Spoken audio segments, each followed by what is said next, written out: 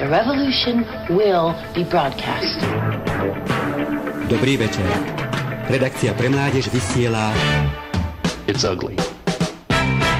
It's deceptive. And it's deadly. Baláž Hubinák.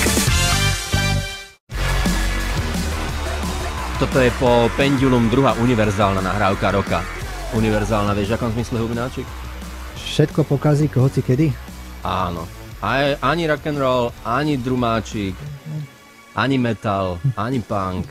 Úplne zlé, úplne zlé. A volá sa? Drop Audio featuring ID, The Chemists, novinka na Ninja Tune labeli. Si ma skúšal, že či to aj bez obalu zvládnem? Hej. Bota. Si ma s niekým pleteš, nie? Nie. Aký si mal víkend? Prebehol nejako. Čo tam bolo takého podstatného? Nič, veľa sme si písali, to znamená, si sa musel strašne nudiť. Bol si stále za počítačom.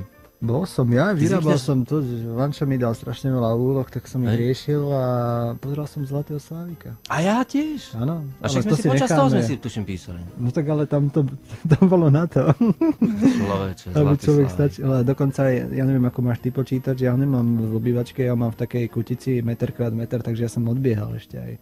Tak aspoň vidíš, aká bola konverzácia s tebou. Vieš, aký ja mám počítač, to sa musím pochváliť, lebo to je, pre mňa to bola úplná novinka. Mám teraz nové PC. A z toho PC, keď vystrčíš anténku, tak si spravíš vlastnú Wi-Fi.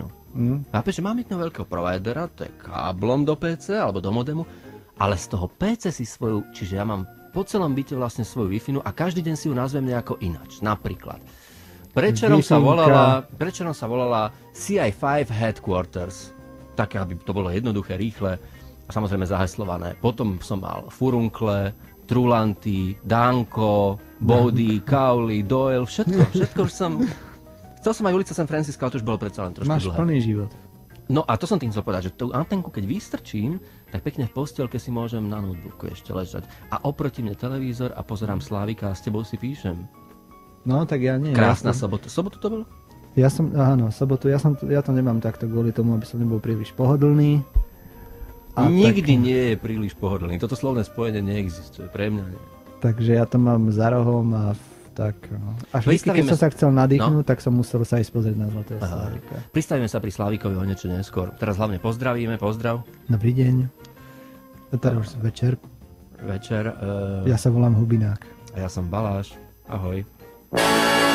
Večer s Balážom a Hubinákom. Čokoľvek, čo nečakáte.